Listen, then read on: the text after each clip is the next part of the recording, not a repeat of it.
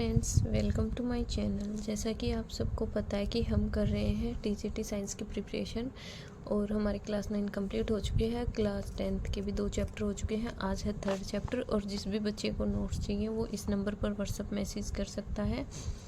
तो अभी हम करने वाले हैं मेटल्स एंड नॉन मेटल्स।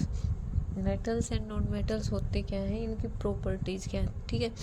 तो इस चैप्टर के मैंने मेनली टेबल्स में ही बताया है जो जो इम्पोर्टेंट है, ताकि आपको रिवीजन में भी दिक्कत ना हो, ठीक है। तो पहले हम मेटल एंड नॉन मेटल करेंगे, उसके बाद हम मेटलॉइड्स देखेंगे क्या होते हैं, ठीक है। तो पहले जो है हम फिजिकल प्रॉपर्टीज़ करेंगे इनकी, फिर उसके बाद करेंगे केमिकल प्रॉपर्टीज़। तो फर्स्ट फिजिकल प्रॉपर्टी क्या है, फिजिकल स्टेट, मतलब मेटल की फिजिकल स्टेट क्या होती है और नॉन मेटल की क्या होती है। जो मेटल्स हैं वो सॉलिड फॉर्म में होते हैं रूम टेम्परेचर पे, और जो नॉन मेटल है वे होते हैं सॉलिड्स एंड गैसेस में, ठीक है। अब आए इनके एक्सेप्शनल केस। मेन आपको क्या करने हैं, एक्सेप्शनल केस ही याद रखने हैं नॉर्मल केसेस से ज़्यादा, ठीक है। तो जो मरकरी और गैलियम है ना, ये रूम टेम्परेचर पे लिक्विड फॉर्म में होता है। बाकी सभी मेटल्स क्या होते हैं, सॉलिड फॉर्म में। तो आपसे आ सकता है कि इनमें से कौन सा मेटल है जो कि लिक्विड फॉर्म में होता है रूम टेम्परेचर पे, तो वो है मरकरी एंड गैलियम। और जो नॉन मेटल है उसमें सभी सॉलिड और गैस होते हैं एक्सेप्ट ब्रोमीन। ब्रोमीन भी क्या होता है, लिक्विड फॉर्म में होता है, ठीक है। उसके बाद आया melting point and boiling point. जो मेटल्स का है वो हाई मेल्टिंग बॉइलिंग पॉइंट होता है, जो नॉन मेटल का है वो लो बॉइलिंग और मेल्टिंग पॉइंट होता है। अब दोनों में इसमें भी एक्सेप्शनल केस हैं। वो क्या है, gallium and caesium and mercury, इन तीनों का होता है low melting and boiling point. और इसमें होता है diamond and graphite non metal के अंदर, जिनका हाई मेल्टिंग पॉइंट और बॉइलिंग पॉइंट होता है। डायमंड का तो बहुत ज़्यादा मेल्टिंग पॉइंट होता है, ठीक है। उसके बाद आया डेंसिटी। जो मेटल्स की होती है वो जनरली हाई होती है, नॉन मेटल्स की होती है वो हाई नहीं होती है। उसके बाद आया मेलेबिलिटी, मतलब और डक्टाइलिटी। मेलेबिलिटी क्या होता है, जिस मेटल से या जिस चीज़ से हम सीट बना सके, एक पतली सी सीट बना सके, तो जो मेलेबिलिटी होती है। और डक्टाइल मतलब जिससे हम वायर बना सके, ये मेटल्स के अंदर प्रेजेंट होती है, नॉन मेटल्स के अंदर प्रेजेंट नहीं होती। जो बेस्ट है मेलेबिलिटी के लिए वो है गोल्ड एंड सिल्वर। देखो गोल्ड एंड सिल्वर की प्लेटिंग बिल्कुल पतली से पतली सीट बना सकते हैं। देखो मिठाइयों पे भी आती है गोल्ड की ये सीड्स, और जैसे आपने काजू कतली देखी है उस पर भी सिल्वर की सीट आती है ना, कितनी पतली होती है वो। उसके बाद आया इलेक्ट्रिकल एंड थर्मल कंडक्टर, मतलब इलेक्ट्रिसिटी का गुड कंडक्टर कौन है, वो भी कौन से हैं, मेटल्स। नॉन मेटल पुअर है। अब जो सिल्वर और कॉपर है ना, उसके तो हाई इलेक्ट्रिकल जो इलेक्ट्रिसिटी पास करेंगे वो सबसे ज़्यादा हाई है सिल्वर के और कॉपर के। और जो सबसे लो इलेक्ट्रिकल कंडक्टर है वो है लेड एंड मरकरी। और जो नॉन मेटल है वो तो होते ही पुअर है एक्सेप्ट ग्रेफाइट। उसके बाद आया लस्चर, पोजेस शाइनिंग लस्चर, मतलब जो मेटल्स होते हैं उनमें थोड़ी शाइनिंग प्रेजेंट होती है, नॉन मेटल्स में नहीं होती एक्सेप्ट आयोडीन। सोनोरस, मतलब जो बेल की आवाज़ आती है ना, घंटी की, वो आवाज़ देते हैं, यानी मेटल्स प्रोड्यूस करते हैं, नॉन मेटल नहीं करते। हार्डनेस, हार्ड होते हैं मेटल्स, काफ़ी ज़्यादा हार्ड होते हैं सोडियम और पोटेशियम को छोड़ के। और जो नॉन मेटल हैं वो सॉफ्ट होते हैं डायमंड को छोड़ के। तो जो ये एक्सेप्शनल केस है ना, जो ब्लैक पेन से हाईलाइटेड है, इनको ज़रूर आप याद कर लेना। उसके बाद आई chemical properties of metal and non metal. तो फर्स्ट है रिएक्शन विद ऑक्सीजन। जो मेटल्स हैं उन वो ऑक्सीजन के साथ रिएक्ट करेंगे तो क्या बनाएंगे प्रोडक्ट, और जो नॉन मेटल है वो रिएक्ट करेंगे तो क्या बनाएंगे। अब देखो हमने जो लास्ट चैप्टर है उसमें पढ़ा था, जो मेटल ऑक्साइड है वो बेसिक होते हैं रिएक्शन में, और वो एसिड के साथ रिएक्ट करके न्यूट्रलाइज रिएक्शन करते हैं। और जो नॉन मेटल के ऑक्साइड होते हैं वो होते हैं एसिडिक नेचर, और वो बेस के साथ रिएक्ट करेंगे। तो एक बात तो हमें उस चैप्टर में भी समझ आ गई थी, जो अगर, और ये भी हमने बताया था, अगर कोई भी मेटल या नॉन मेटल ऑक्सीजन के साथ रिएक्ट करेगा तो क्या बनाएगा, उसके ऑक्साइड। तो इन दोनों बातों के कॉम्बिनेशन से हमें क्या पता चला कि जब मेटल ऑक्सीजन के साथ रिएक्ट करेगा तो मेटल ऑक्साइड बनाएगा। और मेटल ऑक्साइड क्या होते हैं, बेसिक होते हैं नेचर में। और नॉन मेटल अगर ऑक्सीजन के साथ रिएक्ट करेगा तो नॉन मेटल ऑक्साइड बनाएगा, और वो क्या होते हैं, एसिडिक होते हैं नेचर में। तो अब देखो एग्जाम्पल्स के साथ, metal plus oxygen, metal oxide. Na+O2 किया हमने तो Na2O बन गया, और Al+O2 किया तो Al2O3 बन गया, जो कि बेसिक है नेचर में।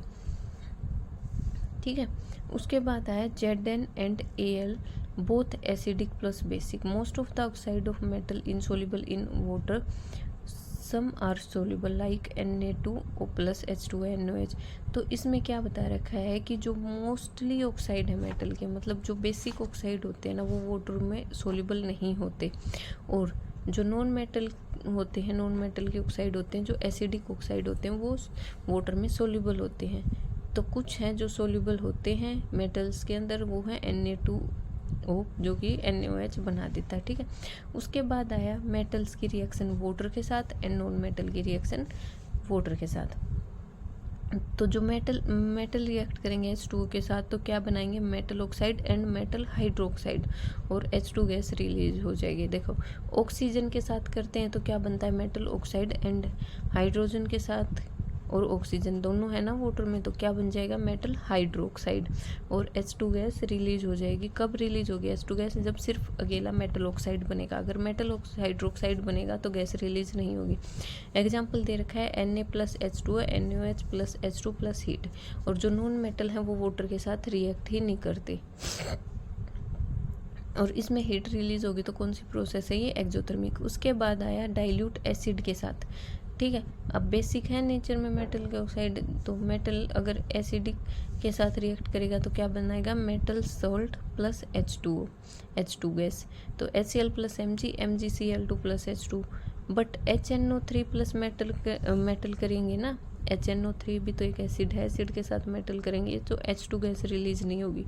क्यों, क्योंकि ये ऑक्सीडाइजिंग एजेंट है, और जो नॉन मेटल हैं वो डाइल्यूट एसिड के साथ भी रिएक्शन नहीं करते। ठीक है, तो देखो कितना इजी है ना नॉन मेटल का, तो कि इसमें तो सेम रिएक्ट किया जैसा कि नॉन मेटल ने। मेटल के याद रख लो, नॉन मेटल के आपको अपने आप याद हो जाएंगे। क्यों, क्योंकि मेटल ने क्या किया, मेटल ऑक्साइड बनाया, नॉन मेटल ने भी नॉन मेटल ऑक्साइड बनाया H2 ऑक्सीजन के साथ। Reaction with water and reaction with dilute acid ये आपने किया, इनमें रिएक्शन होती ही नहीं कोई।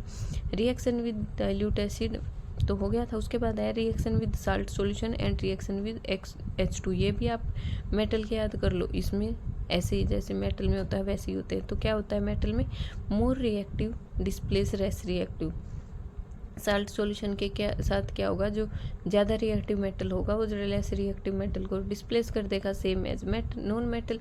और ये रिएक्टिव वाली टेबल हमने लास्ट टू चैप्टर में की थी, आप उसको उस ट्रिक से याद कर लेना। ठीक है, only in most reactive metal plus H2 आएगा तो मेटल हाइड्राइड बन जाएगा।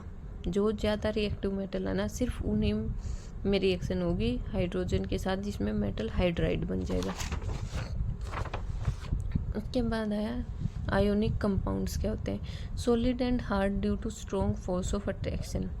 जो आयोनिक कंपाउंड होते हैं वो होते हैं सॉलिड और हार्ड होते हैं काफ़ी। क्यों, क्योंकि इनमें फोर्स ऑफ अट्रैक्शन ज़्यादा होती है।